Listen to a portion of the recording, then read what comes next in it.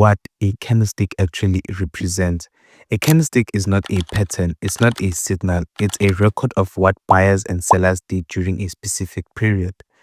Whether it's 1 minute or 1 hour, each candlestick shows you four things: where price opened, how high it went, how low it went, and where it closed.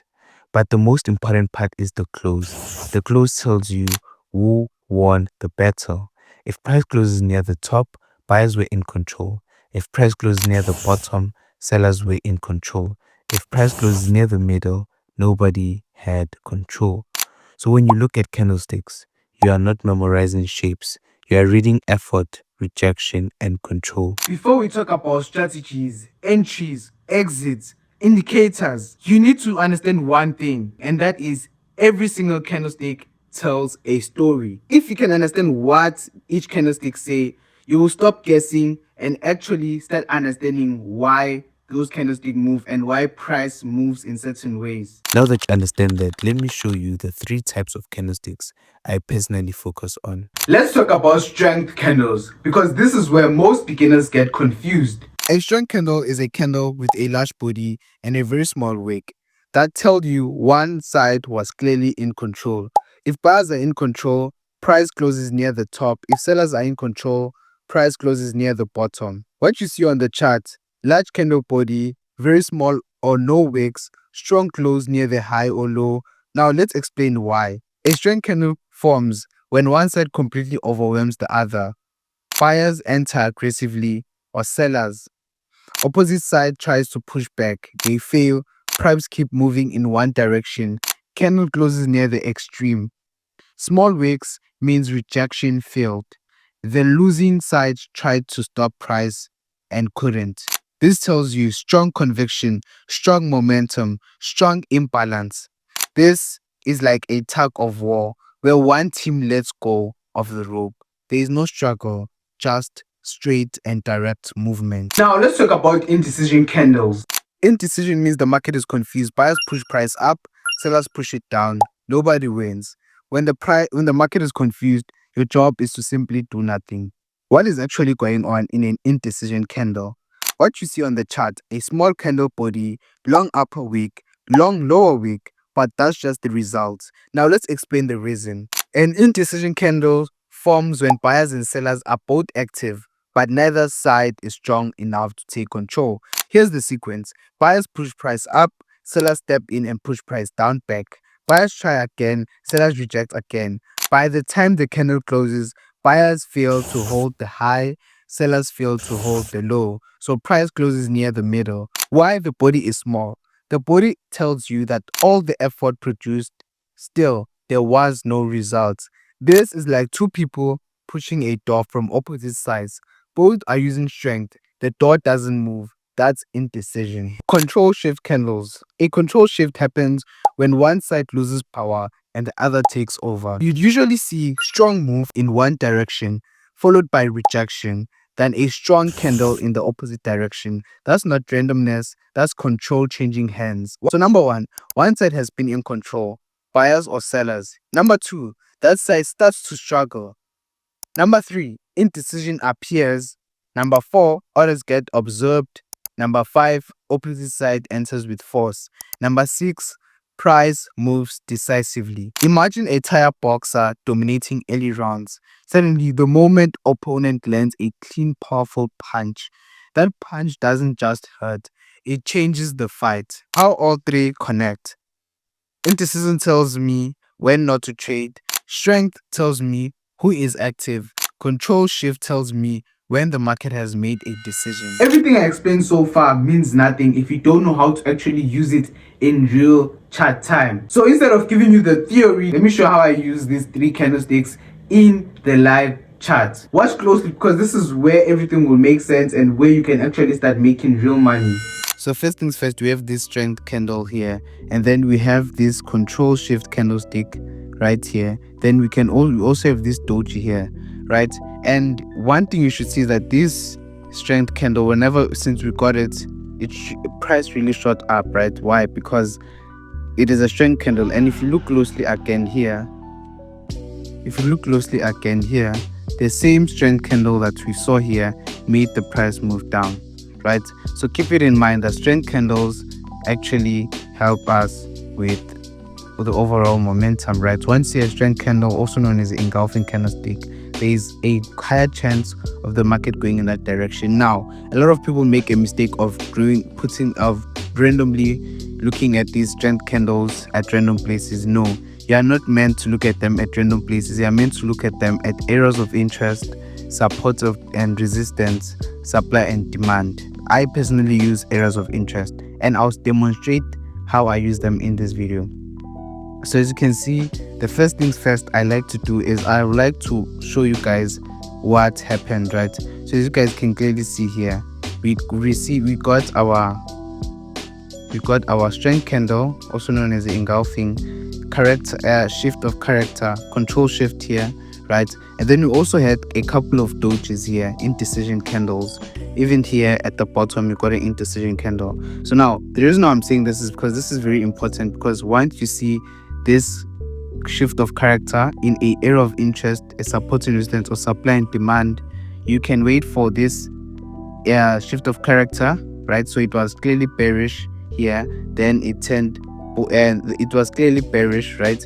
Then what happened? We had this shift of character, control shift, we have this indecision candlestick, then we had this strength candlestick, right? This is all important because once you see all these things, you know that okay, there's a huge possibility. So where I would enter this trade is immediately after the control shift had closed, which signifies that buyers have entered. This is a good signal because we have clearly engulfed. So what is engulfing? We've clearly, this candlestick right now is bigger than this whole, about 1 2 3 4 5 6 7 8 9 10 about 12 candlesticks alone just was engulfed by this one candlestick, right? So this is a sure signal, a high signal that okay, what we can go for buys, stop loss below this area, and then take profit 1:2 RR. So that means for everything you're risking, for any $1 you're risking, you're making times 2. Okay, so as you can see, we had this shift, we had a change of character 1 2, then a couple of indecision candlesticks right there, showing that sellers have slowed down. And then what we got was a buying momentum, showing that sellers have slowed down. Confusion was there, change of character was there. Then now we are finally getting our engulfing candlestick or momentum candlestick or strength candlestick, signifying that bulls are here. So this is what enter the trade and profit from here. Okay, so now after that, knowing that, let me show you guys how I actually use these things, right? I use what we call shift of structures, and I personally love shift of structures, right? So whenever I see a shift of structure is basically a downtrend. Like for example, right, in the uptrend we create higher highs, in uptrend we create higher highs and higher lows, right? And then once we break the high low, we are no more in the uptrend, we're now in a downtrend. So we create a lower high, right, and then a lower low. Okay, so now in this lower high, this is where you'll mostly see the strength candle, the change of character candle, and as well as the indecision candle. Same thing applies. Whenever there's a retest, you are more likely to see the strength candle, the shift of character, and the indecision candle. That's where you are mainly looking for. So let's say for example, right, if I would want to enter this trade for another trade, right, what I'll do is that I'll wait for it to come all the way here to previous structure point. This is previous structure point. Once it comes here to create a lower high, I'll wait for the indecision candlestick, change of character, and as well as the strength candle. Now the main thing for me to see is either between the strength candlestick is the most important one, but between the indecision candlestick or change of character, I would take any of those ones. Okay, so right now if I say indecision candlestick and a strength candle, I'll enter for sales. If I see a change of character candle and a engulfing, I'll enter for sales. So it's at these areas we're looking for sales. Same thing applies for here, right? It's at these points. If the market comes back down for a retracement, this is where we'll be looking to see all those things. And once we see them, we can basically enter the trade. Now, for those of you who think, why should we wait for them? This is important because sometimes the market might not show you them and it might continue going down. Okay, but if you see it, there's a high probability of it continuing with the overall trend. I see a lot of people make a mistake when they see the market retracing. They basically enter without any confirmation, and that will, it works, yes, but it will reduce your win rate. But once you once you become patient and wait to see all these criteria, it will be easier. Okay, so right now, let's say for example, if we're in an uptrend, you see a higher high, a higher low, a higher high, a higher low. What you should be waiting for in this higher low is, since you know that you're going to obviously buy, you wouldn't just buy immediately. What you'll do is that you'll wait for the shift, the change of character, the indecision candlestick, and the strength candlestick, which is the engulfing, right? So you'll patiently wait for it, and once you see it, you can basically enter for the trade here. Can basically enter for the trade. Stop loss below what? Below those candles, below the strength candle, right? As simple as that. Same thing applies for the sells. If it is creating lower lows and lower highs and lower lows and lower highs, you'll wait for what? You'll wait for that same thing. You'll wait for the what? You'll wait for them. We wait for the change of character, right? Shift of character, and you'll also wait for the indecision candlestick or the engulfing, which is the strength candle. Once you see it, you can basically enter for sales and take the trade. Now let me show you how this thing will how I personally look for it on the chart and how I use it, right? So the first thing you guys will need to know is that you have to look for your area of interest. Now in this video, it's a separate video. I just want to show you guys my entry. I'll still do other videos on my areas of interest, but the area of interest is basically a place where you're looking to take the trade, right? So I usually like to take my trades in lower highs, potential lower highs, and potential lower lows, and I draw my areas of interest mostly on structured areas, right? So this is a structured area, this is a structured area, so I'll wait for it to come here, wait for those things, then enter. And then same thing for sales, wait for it to come here, then enter for sales. Now mind you, it must always have 3 touches, 3 touches and above for it to be a valid area of interest.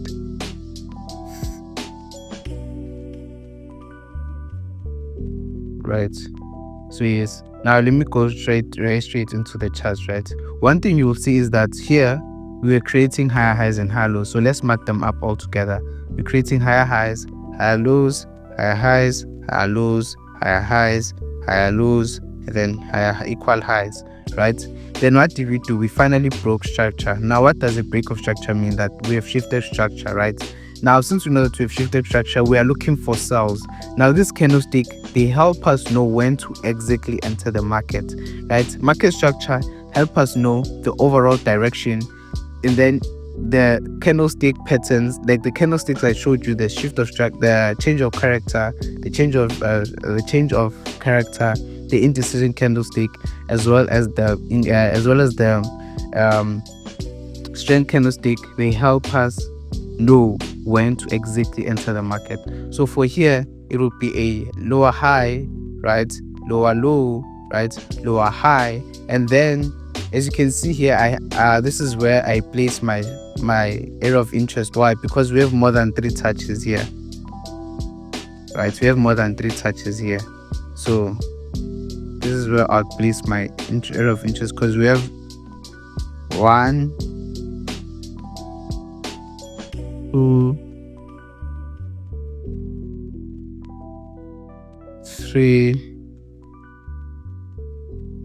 and then finally we have the 4th touch, right? So knowing that this area was a very, very good area, I would wait for it to come. Like here, I couldn't enter here, I couldn't enter in this area because I couldn't enter it because I didn't see my strength candle, and I also didn't see, yes, there was a couple of dojis, but I didn't see the perfect strength candle I was looking for. So right now the market came all the way back into this level, and I took this trade live as well. So this is what made me enter the trade. I saw this I first saw this first change of character, right? As you can see here, we have this change of character here. Then what happened? The market kept on going up, it created a indecision candle, two indecision candles, and at the second, it created two indecision candlestick, and it also created another guess what change of